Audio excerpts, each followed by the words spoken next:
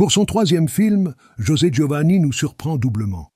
En choisissant pour personnage central un policier, un couple de policiers plus précisément, et pour cadre de son histoire la ville.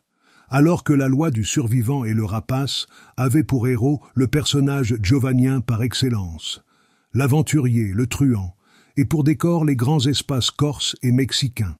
Mais ce double changement, loin de faire renier à Giovanni quoi que ce soit de sa morale, de ses thèmes, de sa personnalité, lui permet au contraire d'enrichir singulièrement son univers. Un flic, oui, mais pas n'importe quel flic de cinéma. Héroïque, positif, preux chevalier de l'ordre.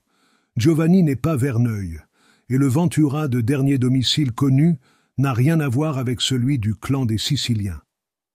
Un sale flic que les premiers plans du film montrent en train de faire salement un sale boulot, mais un flic complexe dont la violence apparaît moins inhérente à son caractère qu'au système dans lequel il a poussé et où il évolue.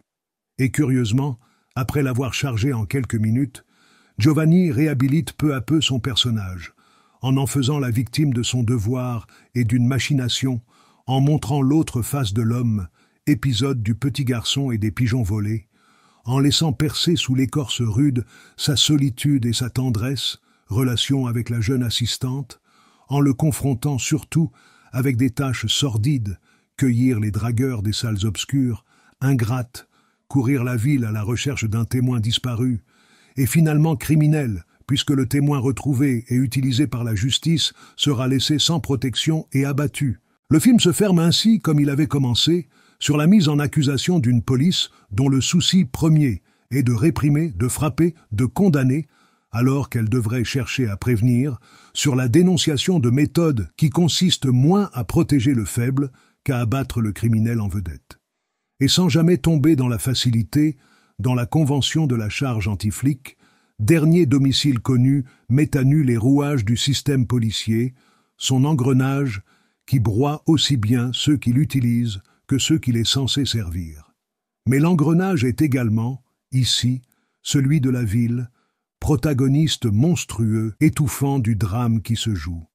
Les êtres y sont enfermés et isolés dans la masse, immeubles et cités-cages, foules tentaculaires, rues labyrinthes, impasses pièges, quêtes errances. On marche, on piétine, on s'épuise.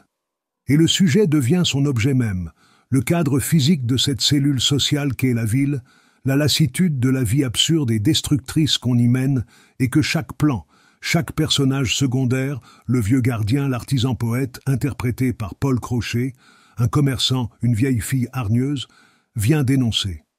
Film sur un solitaire, comme les précédents de Giovanni, comme la plupart de ses romans, Dernier domicile connu est un film de solitaire qui se livre à travers ses haines ou ses obsessions.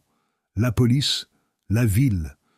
Mais le mot haine peut paraître exagéré dans un film qui s'attache justement à montrer qu'au-delà des réactions passionnelles, il existe une réalité sociale qui s'impose à l'individu, le conditionne, l'écrase.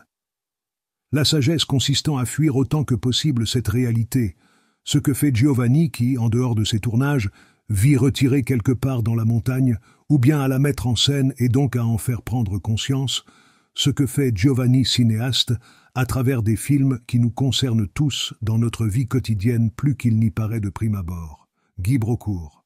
Cinéma 70, avril 1970.